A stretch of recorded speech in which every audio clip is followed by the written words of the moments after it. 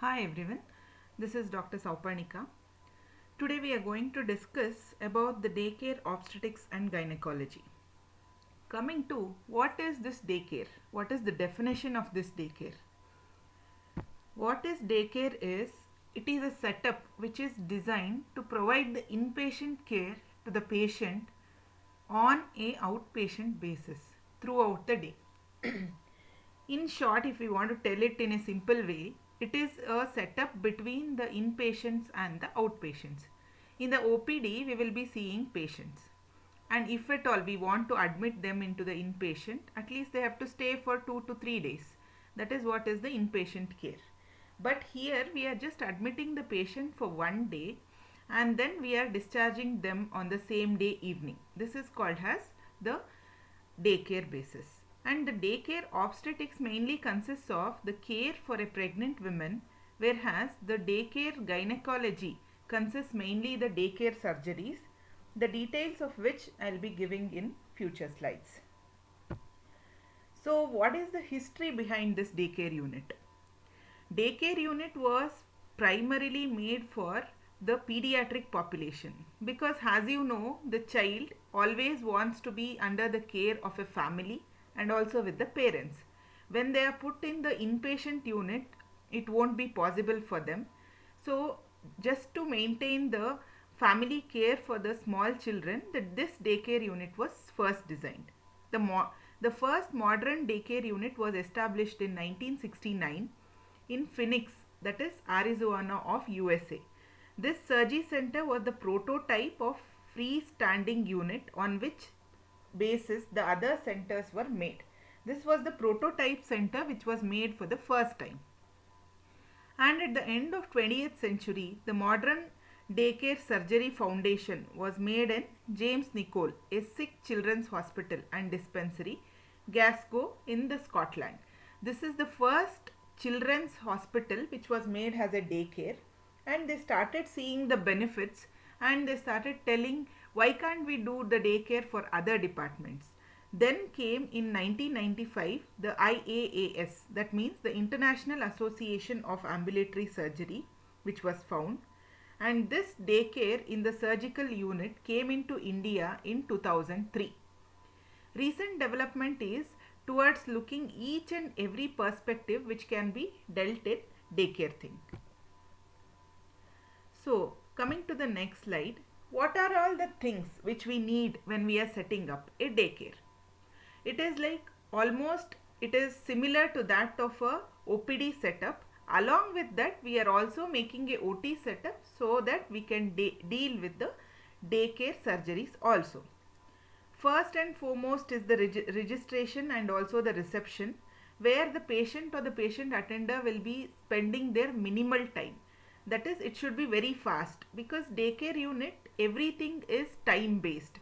That is, they'll come fast, they'll get operated fast, the post-op care is fast, and they'll get discharged. So everything should be in a fast forward basis. So registration and reception will be in a fast manner. After that, the relative will go to the waiting room and the patient himself or herself will go to the pre-op preparation room. What will this pre-op preparation room consist of? If at all it is for a daycare surgery, they'll prepare the parts and they'll give enema and they'll prepare the patient for the surgery. Sometimes what happens, we'll give anxiolytics the day before the surgery and the patient will be feeling very sleepy. In such cases, in the pre-op preparation room, the patient can lie down and rest for a while. And also they'll be seeing or checking the vitals in the pre-op preparation room. After that, they will just shift the patient to the operating table. Operating table, just because it is a daycare, it should not be compromised in any way. It should be a well spacious and a well lit, well equipped. In fact, it should be more equipped. That is because we are monitoring a patient so that in the post-op care, she will be under our care only for 24 hours. So, if at all there is any problem during the surgery which will pick up and cause it as a complicated case, in such care we can shift the patient to the inpatient care. So, there should be a proper like operating table and also a well equipped anesthetic machine. Along with that, the surgeon should be expertise and also the anesthetist should be expertise, so that he'll pick up any of the complications intra-op. After that, the patient will be shifted to recovery room. Recovery room, a well or a expert nurse will be assessing the patient. And if there is any complication in this meanwhile, that is around 6 to 12 hours, which they will be kept under observation, they will be admitted to the ward. Or else, without no complication, and if there is the discharge criteria of the daycare which is met, then they will be discharged. This is the setting up of a daycare, which consists of a registration, reception, waiting room, pre-op preparation room and the operating room. This same pre-op can be used as a recovery room as well, after which monitoring, they can be discharged or they can be admitted. Then coming to the indications, that is indications of a daycare OBG procedures. The obstetric indications are monitoring of high blood pressure, that is hypertensive disorders of pregnancy. And coming to gestational diabetes mellitus, the patients for monitoring the sugars, that is 6-pint glucose monitoring, along with that fixing the insulin dosage, and these GDM patients for steroid prophylaxis. And if at all the patient comes with decreased fetal movement or decreased DFMC, for that the fetal monitoring. And then if at all it is medical termination of pregnancy, it can be both lines, either medical or surgical line. And few like consultants, they prefer to admit the patients with LNG-IUCD, that is Mirena insertion, for daycare basis. That is because it needs cervical dilatation for the insertion of Mirena, and the cervical dilatation can be given in a slow basis so that there won't be a vasovagal syncope. Coming to the gynecological procedures, there are different procedures which are involved in this. That is infertility procedure, and then gynec-oncology procedures, fetal medicine procedures, and the procedures for AUB, or in other words, the gynecological procedures in general. So let's deal with each of the thing. The indications for daycare procedure in the gynecology. In the infertility, which includes oocyte pickup, embryo transfer, and then diagnostic hysterolab, cystectomy or hysteroscopy.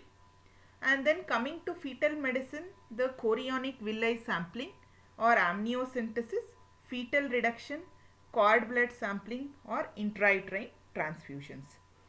And gynec oncology includes the cervical biopsy if at all the bleeding is suspected, and then the colposcopy or chemotherapy for any of the surgeries. Any of the cancers, gynecological cancers. Gynecological laparoscopic cystectomy or hysterectomy, hysteroscopy with polypectomy, or else if at all the endometrial biopsy is needed, and then the dilatation and curettage, which can be either hysteroscopic or ultrasound guided, and endometrial ablation techniques, which is the main motto for the AUB management.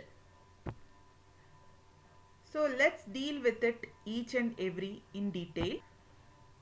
Daycare obstetric setup. What is this? It's an organized setup where it will have a quick access to the laboratory and other monitoring parameters like ultrasound and Doppler, and also the NST machine.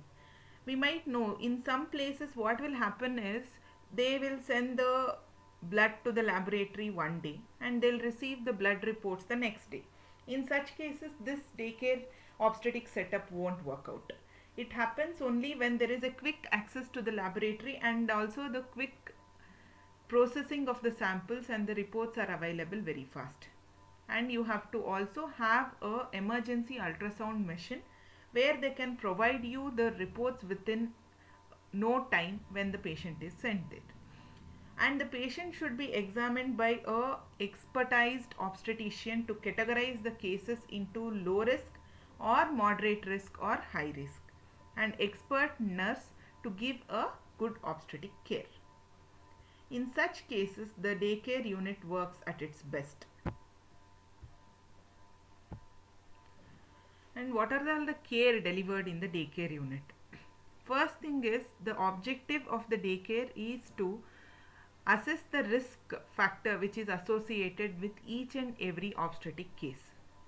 And among them, the highest risk which is associated is in hypertensive disorders of pregnancy. So these cases mainly we admit in the daycare. First thing is to assess their risk. How will we assess it? One is the maternal risk factors, other one is the fetal risk factors. For assessing the maternal risk factors, we will do repeated BP monitoring, which is done every 4th hourly, or if at all the blood pressure is very high, it has to be done every 2 hourly or hourly, depending on the deep depth of the situation. And then we will do the urine proteins to know whether it is a severe preeclampsia or it is a mild preeclampsia. And also we have to send for the PAH profile, which includes the complete blood count, where we will be seeing the PCV and the platelet count, and also the LFT, RFT, serum uric acid, and also the coagulation profile only if it is a severe preeclampsia. This is all comes under the assessment of the maternal side. What about the fetal side? We'll do a ultrasound with Doppler for the fetal side, or else we can also do a NST twice a day, which tells what is the status of the fetus, depending on which whether we have to go ahead with the obstetric ultrasound or not. In the obstetric ultrasound, what are all the things which we will see? First thing is if the Leica is adequate or not, and second thing, whether there is any feature of IUGR, that is intrauterine growth restriction, which tells there is a higher severity of the preeclampsia. And if at all there is a growth restriction, then definitely we have to go ahead and do the fetal Doppler. In the fetal Doppler, first we'll see the uterine artery Doppler, and then the MCA Doppler, then comes the ductus venosus Doppler. I don't think you will need to know the details of these Doppler. Okay. Then coming to the decreased fetal movement. The patient comes, she'll be very anxious, telling that there is a very bad decreased fetal movement, that she cannot feel the fetal movement at all. There are two types of people who will come. One, the observant, that is the mother is very careful in observing the fetal movement, so she will tell there is a decreased fetal movement. And few mothers, they are like little reluctant in all these things, so they will just keep quiet till the absent fetal movement is there for almost a day, and then they will come to the OPD. In such cases also we have to admit them to daycare, where we will first do a NST, that is non-stress test, where the mother is given a probe to just press the probe when there is a fetal movement. So if at all she feels the fetal movement, that itself is so much reassuring for her that the fetal movements are happening. Then if at all this NST is also non-reactive, then we'll proceed to do a modified BPP, where we'll see the AFI, which tells us if there is any chronic problem to the fetus, and the NST, which tells us if there is any acute problem to the fetus. Depending upon this, we'll assess a fetus in the decreased fetal movement mother, due to which if she falls into high risk, we'll admit her, or else if there is no risk, then we'll reassure her and tell her how to do a DFMC, that is daily fetal movement count, and then send her back. Coming to gestational diabetes, here we'll be doing 6-point glucose monitoring. For this, first is the pre-breakfast, and after that 2 hours post-breakfast, then pre-lunch, post-lunch, pre-dinner and post-dinner. These are the 6-point glucose monitoring test we will be doing, and depending upon the glucose levels, we will adjust the insulin dosage according to the sliding scale. This will give us in an average whether how much is the insulin need for her in a day, depending on which we can adjust the insulin dosage. This is how you will monitor a gestational diabetes patient in house. And after that we can also do the ultrasound where we'll be assessing the AFI, estimated fetal weight, to rule out the fetal macrosomia. All these parameters will indirectly tell us what is her blood glucose monitoring levels in the previous 2 to 3 months. And idiopathic oligohydramnias, we know without any cause there are many patients who present us just with oligohydramnias. In such cases, the fluid therapy, the studies have shown that the fluid therapy works wonders. That is where you will be giving 2 pints of normal saline and also a infusion of amino acids, essential amino acids, which will actually improve the blood supply to the uterus, and in turn it will increase the fluid levels, that is amniotic fluid. And also you can utilize this one day to monitor the fetus also, that is by doing NST. And steroid prophylaxis. As we know already, the corticosteroids are known to increase the blood glucose levels. And if at all she is a normoglycemic patient, in her the body can withstand the increase in the glucose level. But if at all she is a GDM or a type 2 diabetes, this increase in the blood glucose level itself can act as a very bad thing on the fetus. In such cases, you will do a 6th hourly blood glucose monitoring along with the NST, and then you will send her back with one steroid dosage. You will call her back next day again for the monitoring in a daycare basis, and so that she can have a peaceful sleep at home, and you are monitoring the fetus, you are also safe and she is also safe, and she'll come back for the second steroid dosage the next day. The same thing will be continued, so that the insulin dosage is given in hospital so that hypoglycemia won't occur, and also the glucose monitoring will be well done. And what about the medical termination of pregnancy? If at all it is a medical method, you will be doing it by giving the tablets, that is the mifepristone and misoprostol protocol, where when the misoprostol is given, she will be admitted to the daycare unit, so that you will be monitoring the bleeding which is happening, and if at all hypotension will be picked up very early, and surgical intervention will be done as and when necessary. Or else, if it is a surgical procedure which is done for medical termination of pregnancy, the patient will be admitted, and also you will do the surgical procedure under the daycare surgery basis.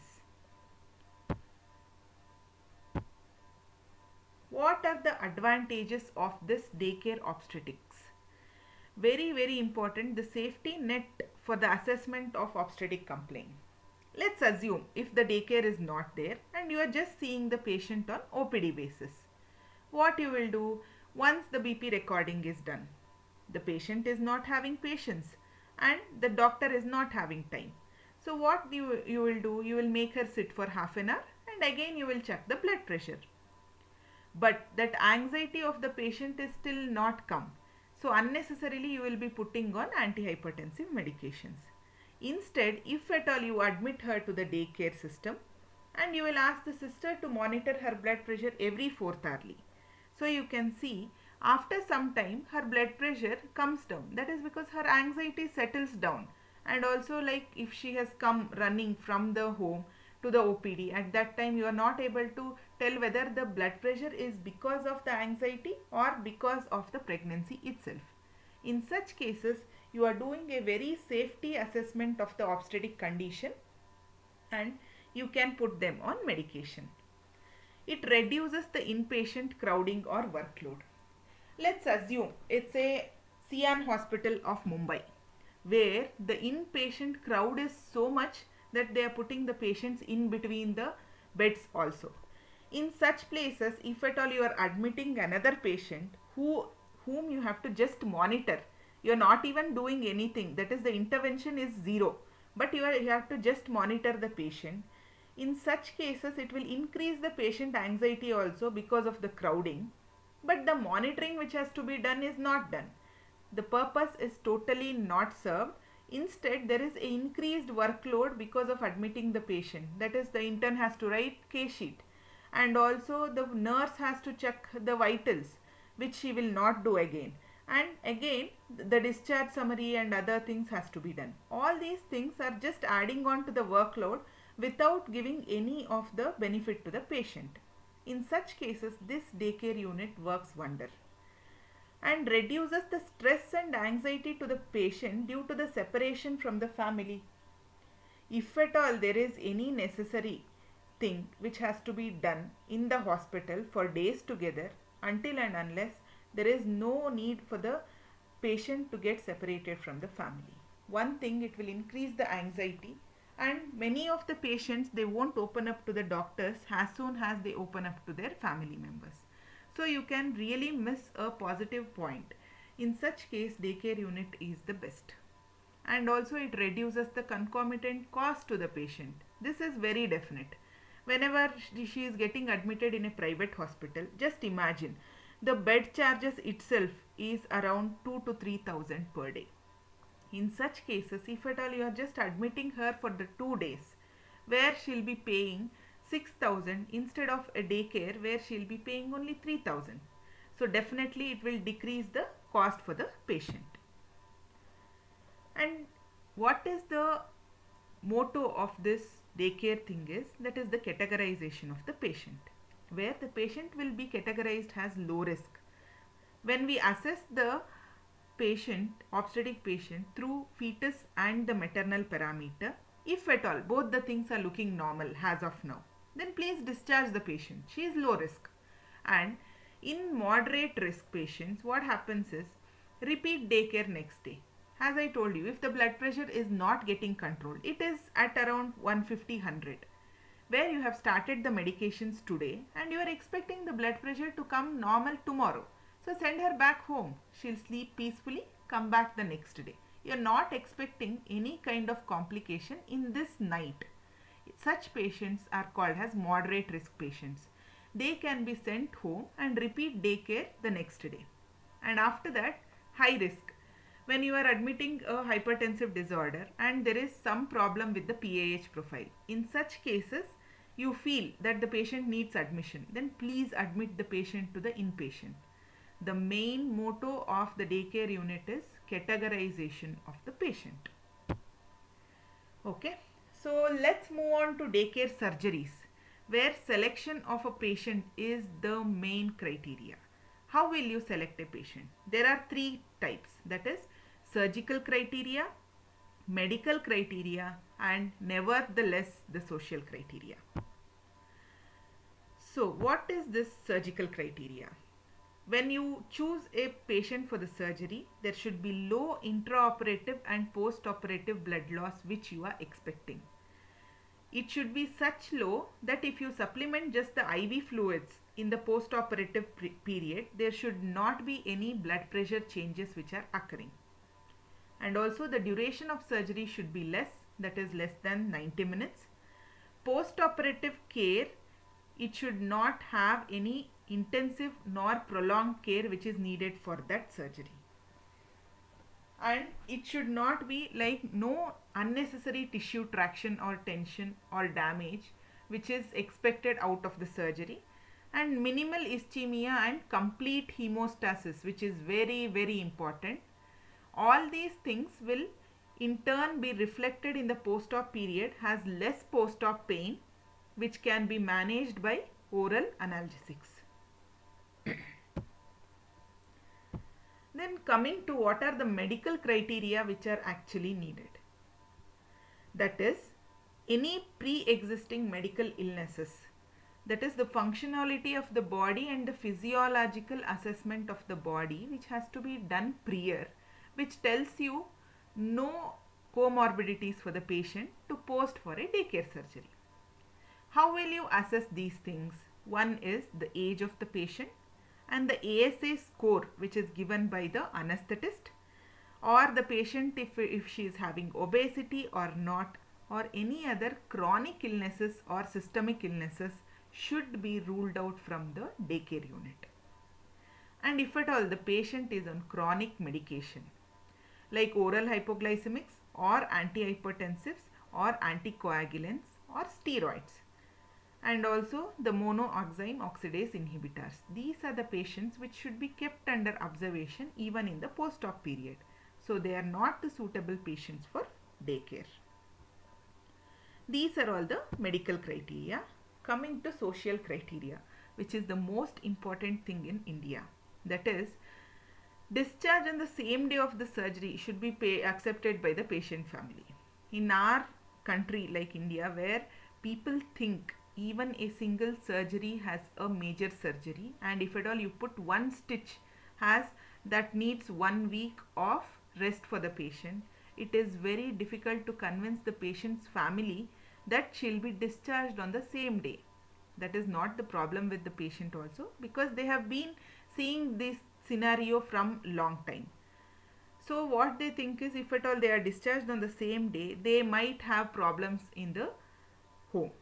So you have to counsel them prior that this is a daycare procedure which is a minor surgery, and she can take all the precautions at home, and she will be discharged only after confirming that she is stable.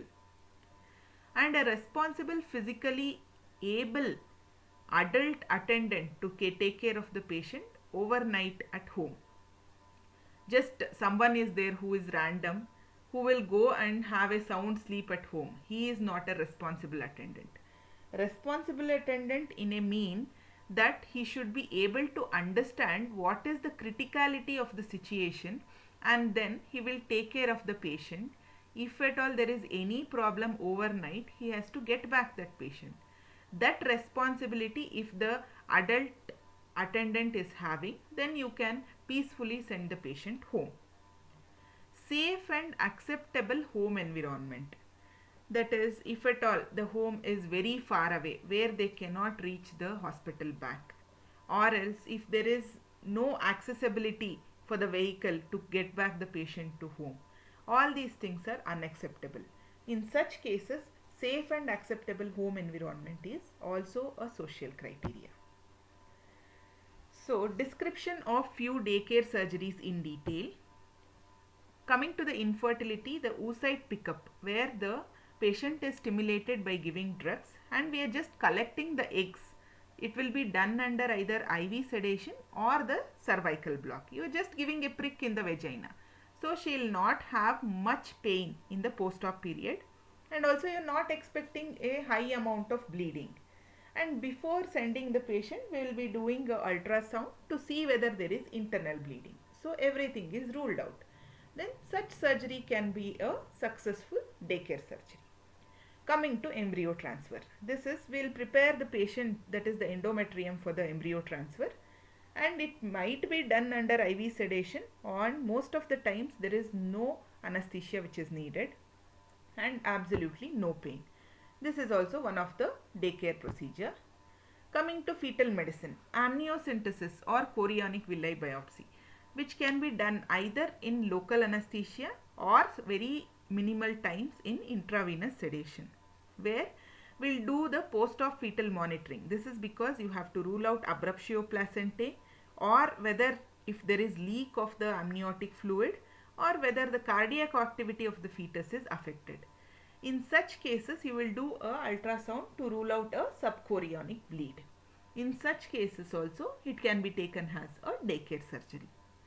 Coming to fetal reduction, which will be again done under local anesthesia or IV sedation, and the cardiac activity stoppage of the reduced fetus. If at all we are thinking we are taking a triplets to reduce, and one fetus we are injecting the potassium chloride directly into the heart of the fetus. So sometimes what happens is the heart won't stop suddenly. It requires some time for the stoppage of the heart. In such case, the reduced fetus cardiac activity should be stopped completely before discharge, and also we should check the other two fetuses, which we have to continue the life of those two fetuses, whether the cardiac activity is normal or not. These two things are the prime things when we are dealing with fetal reduction. So when these things are normal, then you can discharge the patient. Hence it will be a daycare surgery.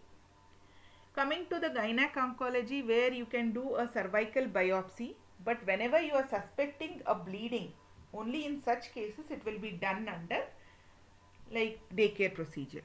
And coming to chemotherapy in cancer cervix, like above the stage 3 and stage 4, it can also include stage 2b, where the main treatment is chemoradiotherapy. Coming to ovarian cancer, it can be like pre-op chemotherapy or post-op chemotherapy depending upon the stage of the cancer. And endometrial cancer, very specified histopathological things where they require the chemotherapy post-operatively, they will be posted under daycare procedures. Then what are all the gynecological procedures? As we know, the diagnostic hysterolab or laparoscopic cystectomy, lap hysterectomy, endometrial ablation procedures, hysteroscopy and polypectomy or endometrial biopsy, diagnostic or therapeutic endometrial curettage. All these things are the daycare procedures.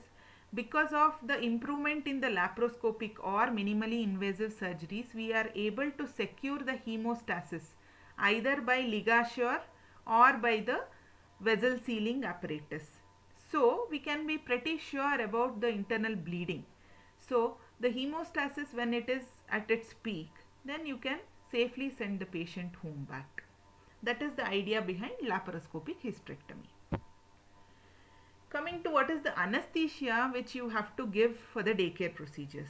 There is a society of ambulatory anesthesia.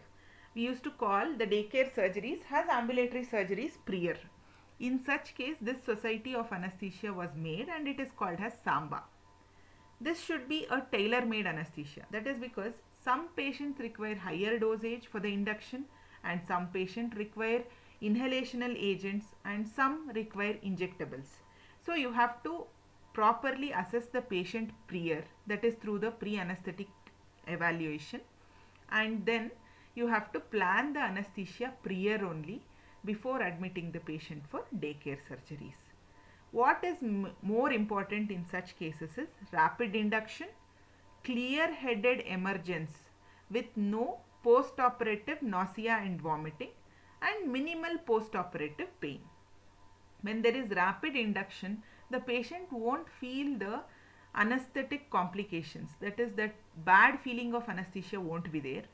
And after coming back also, they should be like prior, that is, there is some kind of chronic headache or else they are feeling very sleepy, or in such cases you cannot send the patient home same day. So clear headed emergence is very important. And many of the patients complain post operative nausea and vomiting, which is minimal with propofol. So in general anesthesia, propofol is the agent for daycare procedures. And minimal post-operative pain, that is, either you can give a complete dosage of analgesia or you can give nerve block for preventing the post-operative pain. What are all the drugs used? In the local anesthesia, either it can be spinal or cervical block, where we will use levobupivacaine as the agent. That is because it is a cardio selective, that is that it doesn't have any kind of effect on the cardiac thing, hence it is chosen. And general anesthesia, where you will use propofol, alfentanil or remifentanil for the muscle blockade, and sevoflurane and xenon. These two have very good rapid induction and clear headed emergence. So these are the inhalational agents which are used. Coming to analgesia in a daycare. What we do in the Indian scenario is we will very much neglect this analgesia. But this analgesia is the main reason, that is pain, which is the main reason for the patient to be reluctant to get discharged on the same day. Hence, adequate analgesia is a prime important thing. And it should, what we have to do is, we will imagine that once the patient goes home, she'll be ambulatory. In such cases, the area which is operated will move. Hence, the pain sensation is more for them. So, your analgesia should be in such a way that it will cover the ambulatory pain and also the pain after back home. That is, after going back home, they'll have the relatives who will be sitting around and telling, oh, you had a surgery, is it? then you will be having so much of pain. That good words no will increase her pain more and more. So if at all your analgesia is very profound, then she will not feel the pain. And full dose of analgesia should be given instead of titration. If at all you are planning to give paracetamol dosage, like you are planning to give her a infusion which will go around 6 hours continuously, just give off the complete dosage, because paracetamol won't cause drowsiness but it will give analgesia. You should plan the analgesia in such a way. And different patients respond to different drugs in different way. Choose appropriate drug for each patient.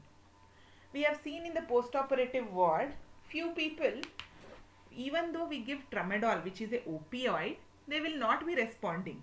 But once you give the paracetamol, they'll sleep peacefully. That is what is the patient response. You can never predict. So this post-operative period, that is the 6 hours which you are having, it should be utilized for that.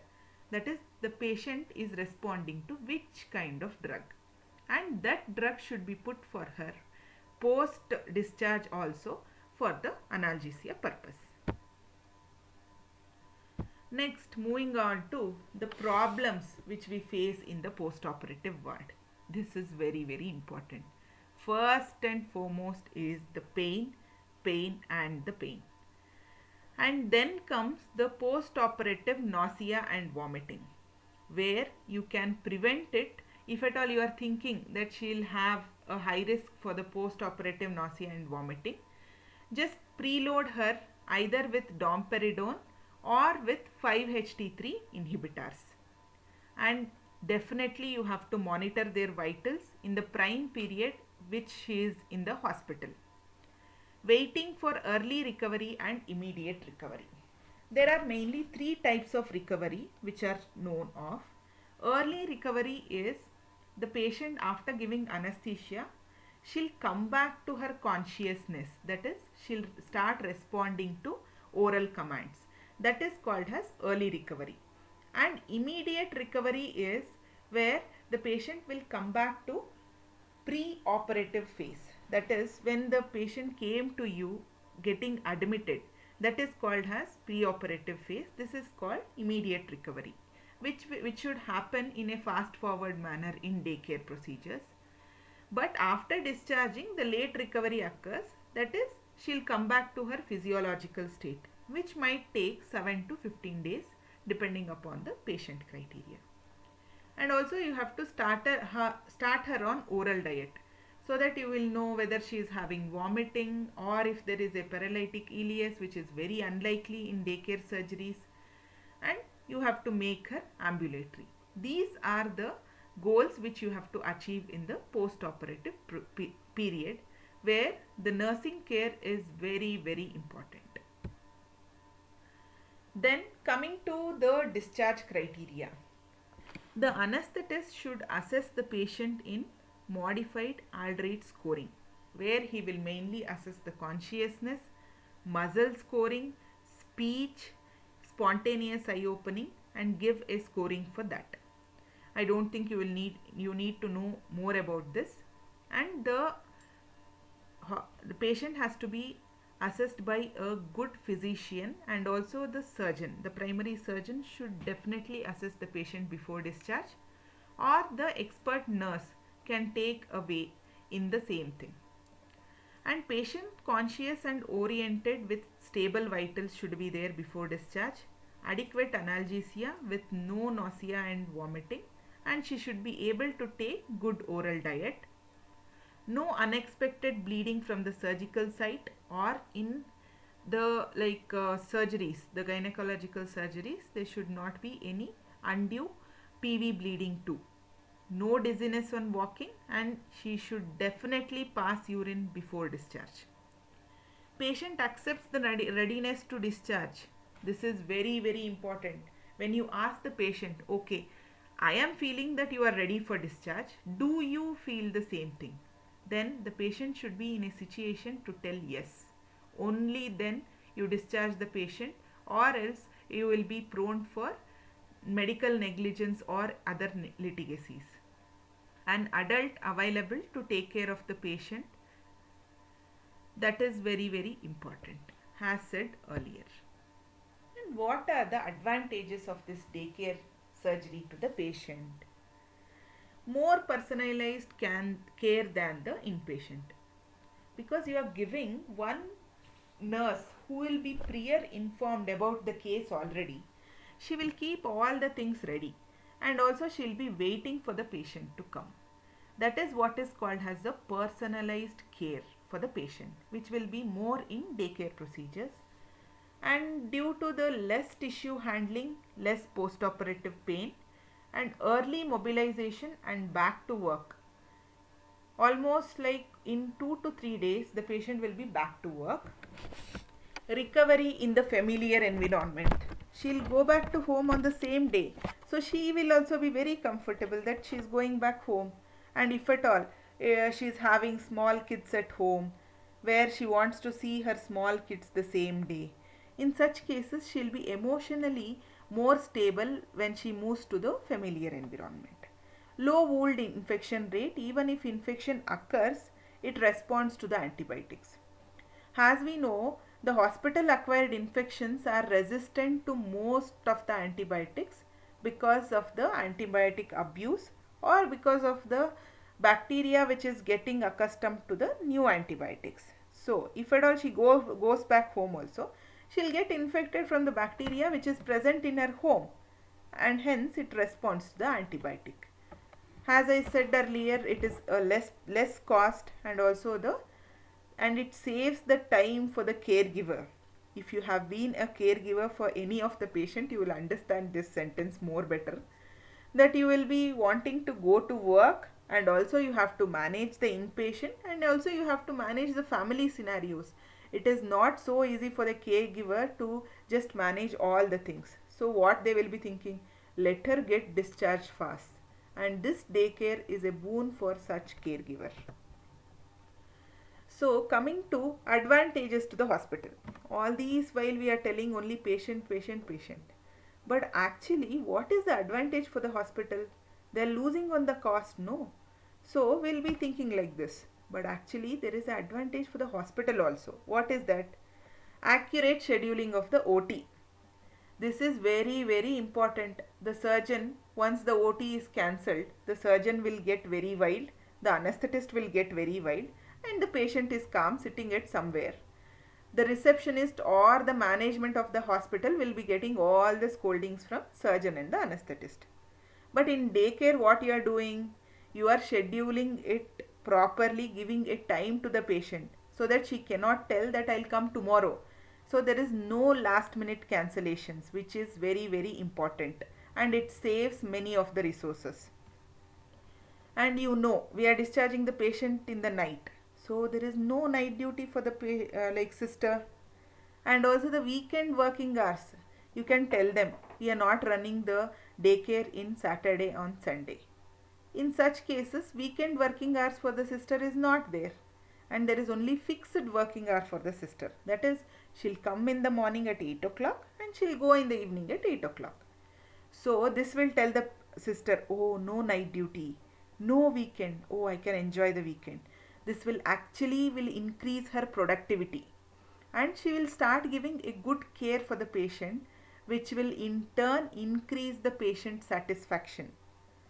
And it will also improve the hospital economy, which could be hampered due to increased inpatient comfort and demand. Nowadays, we have seen the patients in the private sector, even though if they are in a luxury room where you have given a AC facility, very good bed, it is almost equal to a 5-star hotel, but they are not very satisfied. They want more. That is, they will tell, we are paying some 20,000 per day. Why can't you provide a separate nurse for us? Why can't you provide a biryani for us? All these things. In such cases, unknowingly, the hospital expense will increase. But what you are doing in a daycare, your main inpatient money is coming from the surgical procedure, and ward charges, which is like spent for the patient comfort, it is not there. So the economy of the hospital is also improving unknowingly. All these things are the advantages to the hospital. Coming to conclusions, we have heard all the things about this daycare. So let's sit and think practically. Previously, it was said that can it be done in a daycare? This was the idea, like whether this can be done or not, done or not. So many question marks used to be there. But now, people say, why can't this be done in a daycare? When we were thinking of hysterectomies, which was done previously, the patient used to get admitted some 2 3 days prior to the surgery, and the surgery would happen. Then, post surgery, she'll stay in the ward for 7 to 10 days. Almost 1 month of the patient is gone in just getting hysterectomy, which has been reduced to 1 day surgery, that is the daycare surgery. This is the importance of what is the medicine or what is the science which is going upheld, and this knowledge has to be used for patient comfort and resuming back of the work, which is the prime importance for earning from when you sit and think from patient side. So at the end of this discussion, let's ask ourselves a question: why can't it be a daycare? Whether it is a medical thing or it is a surgical thing. Let's think in a front line where it feels good to be lost in the right direction. That is, when you start thinking in a right direction and you get lost in that path, you start feeling good. That is because you are going in a scientific way. So let's start thinking, and a very good thank you for the hearing.